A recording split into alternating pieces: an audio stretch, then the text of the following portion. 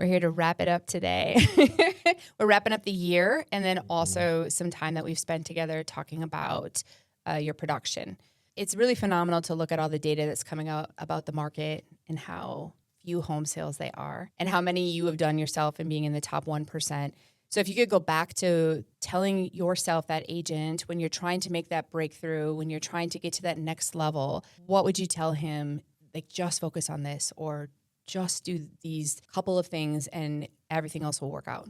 I'll try to do it in a way that isn't repetitive, but I just, signed a client that has 16 houses they need to sell. And I was talking to a younger agent about just how to get started, and you should be building relationships. And I thought, man, those 16 listings that I'm going to be bringing on, I met him 10 years ago in my first year ever of doing real estate. So it's just on repeat, have as many conversations as you can, be extremely wealthy in your relationship capital. I think if you don't define your daily success, it's easy to get stressed and to fizzle out of this business because the wins are few and far between, especially when you are newer. Just surrounding yourself with people or inspiration that reminds you you're one call, one DM, text, door knock away from getting a client. I love that. 3 things that stood out to me that you said is the daily success. Know the daily success. Mm-hmm. So what I is try that to for coach you? to that. I think we touched on it in maybe one of our first episodes, but you can't have a closing or a listing agreement or a buyer rep signed, a purchase agreement signed. You can't have that every day. But the tangible goals that you can control is how many conversations have I had. One side, defining your daily success is, did what you do align with the brand that you're trying to put out there? And did you have the conversations that you committed to having daily? And whether you're done at 10 a.m. or 10 p.m., then you don't have to stress about where's your next sale coming from because you're trusting the process. Mm-hmm. And I said that there was a few things that stood out to me. And then I think as you talked about that, I think that we've hit on some of them. Now that you said that too, like one of them was the people that you surround yourself with. And I think Ashley, someone on my team today, brought this up. We talked about this, like the 5 people you surround yourself with, or that inspiration. So maybe you can speak a little bit more to that, like that aspect. Everyone knows the cliche quotes. I think what's helpful is, providing real life examples or stories for someone that's relatable. When I was in year 3 in the business, I was doing 30 deals per year. Didn't really know what I was doing. So I went out and moved brokerages to be by people doing 50 or 60 deals a year. Right. When I started doing 100 transactions a year, I made it a point to have weekly calls with other people doing 100 transactions per year. So yes, you're the sum of the 5 people that you hang around with the most. You have some control over that. Right. And I think that's something that I have seen in speaking to people who know you, is that you do that you've noted, but I think a lot of people don't do it, is how much you aren't afraid to maybe, first of all, how you identify who is somebody that is a good human, in your words, or someone who inspires you, and then how you reach out to them and don't feel afraid to maybe ask questions, get insight, be coachable, but then also provide value. And I think that that's something that isn't consistent around a lot of agents, is being around somebody. Have you seen the agent that maybe they're starting out and they're around the person who's doing 50 or 30 transactions, and it's kind of like a take, where it's like, give me information, or can I ask you a question? And I think that just to kind of try to put some differentiator around you versus others is your approach in how you show up in relationships. And I know you've talked about the importance of relationships in this, but I think that that's something worth commenting on, what you think about when you're approaching these inspiring people. If you have a high conversation goal early in this business, then you're going to end up with a very strong rejection muscle. Because a lot of people would, sorry, man, I don't want a relationship with you, or I don't want to talk to you. And that can be the same when you're trying to find, cohorts or colleagues to collaborate with. There's going to be some where, based on this current season of life, or based on my scarcity mindset, I'm not going to tell you my secrets and how I follow with my clients. If you think it's just hard to find an agent who sells 50 homes in my market, go to the next market over and find.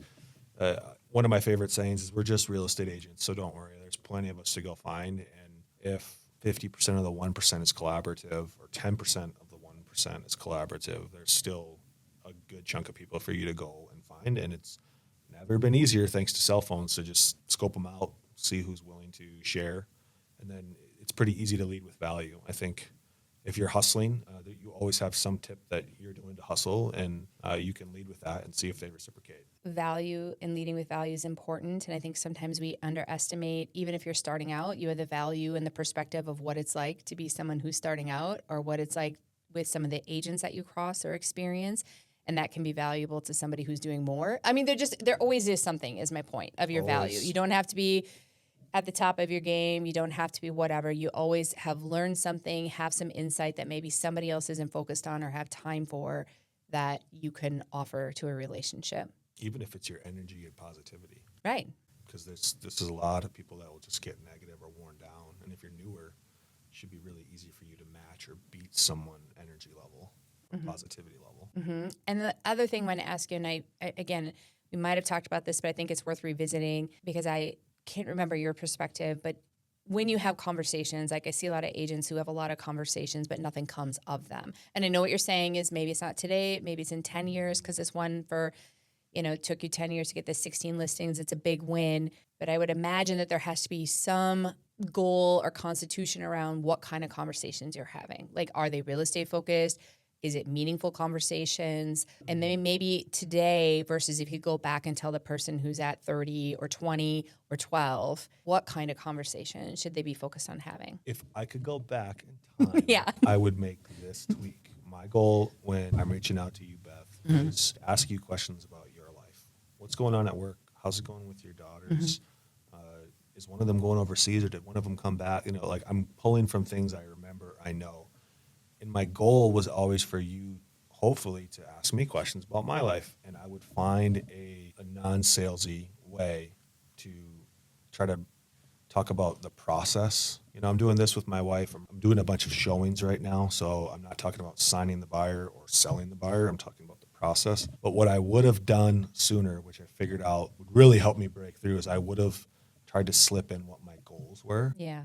And how I'm working on them, to see if you would have helped me cheerlead those goals or become a super referral partner or whatever. I'd find a way to be like, yep, so I'm just, I'm 90% to goal at my business. So I'm really trying to chew on that for the last 2 weeks, see if I can get something done. And then I'm doing this with my wife and kids. Hopefully I get you to ask me that question, and that's where I would try to steer it. That was the cheat code for me, is just figuring out who wants to support me, and telling people what I wanted to do for others would be how I could have done that.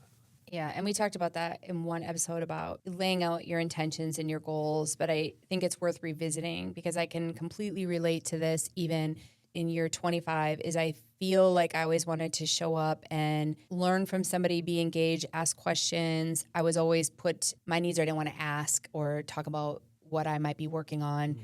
I've only done that in the last few years, but it's pretty profound, the difference, even the conversations, because how often someone on the other side says like, oh, hey, do you know what I've been looking at that might be helpful? Or, hey, I've tried this, or I've done this, and here's a puzzle piece. And I am like, why? And I knew this, and I think that, like you said, with the rejection muscle, it's a different type of rejection because might be more deeper felt because it's your values, it's what you're trying to do, it's your goals. You might attach things to it, but I think the faster you can kind of get over that too and realize that ultimately people want to, if they feel like you're a good person or whatnot, they're gonna help you and give you, like you said, a piece of the puzzle. Yeah, a lot of my advice is probably really helpful to people who have people-pleasing tendencies, because I feel like that was a big part of mine. Yes. Like, I have to be for everyone, and just learning that you can't be, and you're going to miss opportunities, and hopefully you're missing the opportunities that aren't the right fit based on the conversations you're having.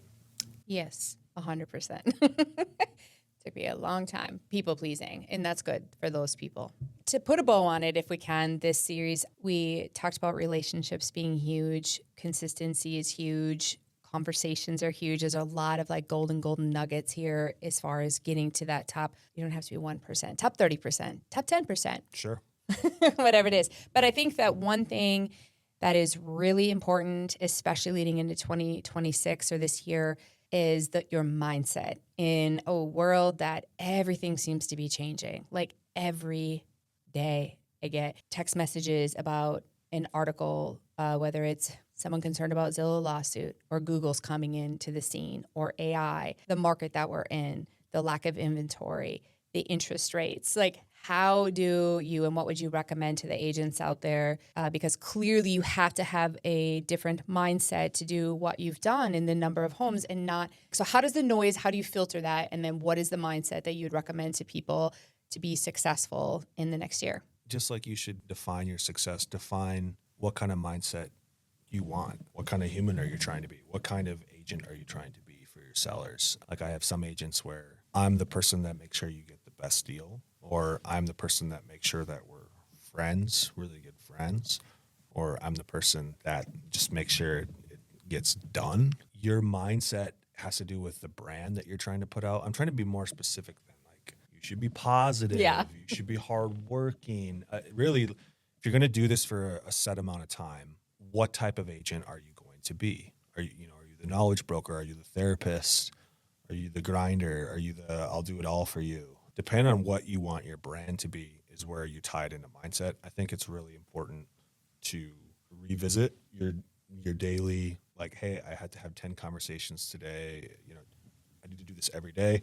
Or to go back to your mindset is I am going to have an abundance mindset. I'm going to not be reactive, and I'm going to make sure I care no matter what, right? So whatever your mindset is or you want it to be, you have to do it daily. What's the Zig Ziglar quote? He talks about motivation being a mindset and how it's just like bathing.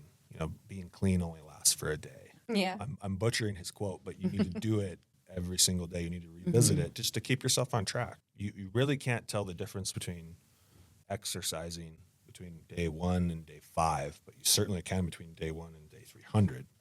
So you just have to be diligent and revisit the mindset, revisit the daily success goals you have, and stick to it. And I would say tell a couple of people what it is too, just so you have accountability. Do you feel like it changes?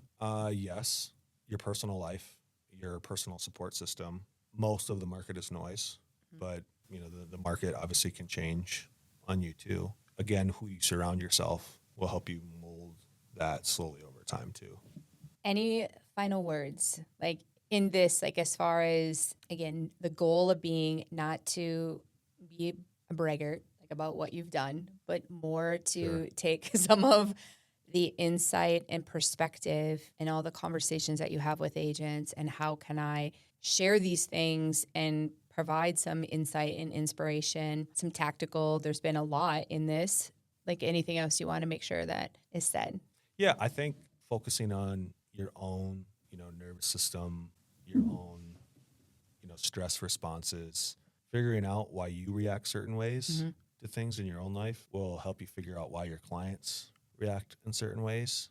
And it just becomes so much easier to navigate and takes less energy so that you can handle more. So become the calm, cool, collected, best version of yourself, and you can probably show up better for your clients, and more of them will appreciate you than not. Right. There's like a Netflix.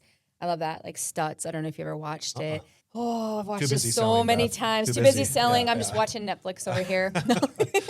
Binge watching Stranger Things, I said today, is my new thing. I just started watching a show called Mobland that is really dramatic. It's on Paramount, not Netflix. But anyway, sorry, bad joke. Yeah, sorry. Okay, but it is like I love what he says, and one of the things that, just to reiterate what you said, is number one, and I really believe in this, is to get back to, he calls it your life force, which is your relationship with your body, your relationship with others, and your relationship with yourself.